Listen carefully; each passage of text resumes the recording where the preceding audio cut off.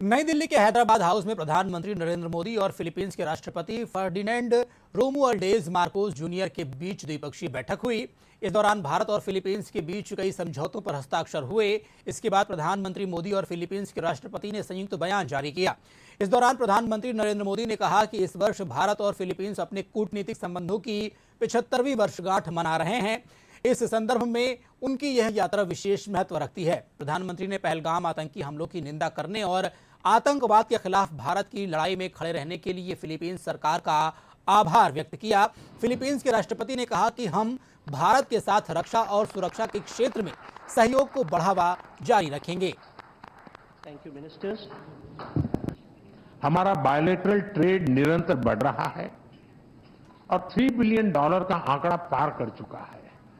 इसे और मजबूत करने के लिए India ASEAN free trade agreement के रिव्यू को जल्द से जल्द पूरा करना हमारी प्राथमिकता है।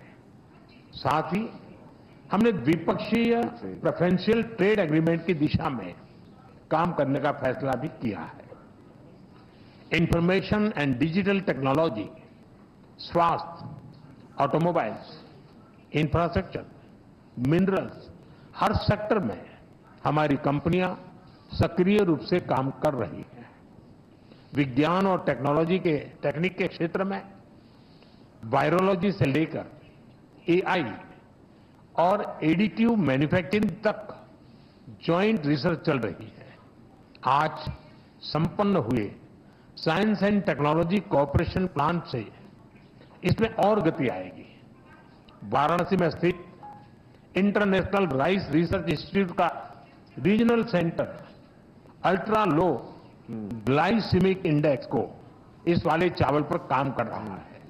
यानी हम साथ मिलकर स्वाद और सेहत दोनों पर काम कर रहे हैं। मुझे यह कहते हुए खुशी है कि डेवलपमेंट पार्टनरशिप के अंतर्गत हम फिलीपींस में क्विक इंपैक्ट प्रोजेक्ट की संख्या बढ़ाएंगे और फिलीपींस में सॉवरेन डाटा क्लाउड इंफ्रास्ट्रक्चर के विकास में भी सहयोग देंगे।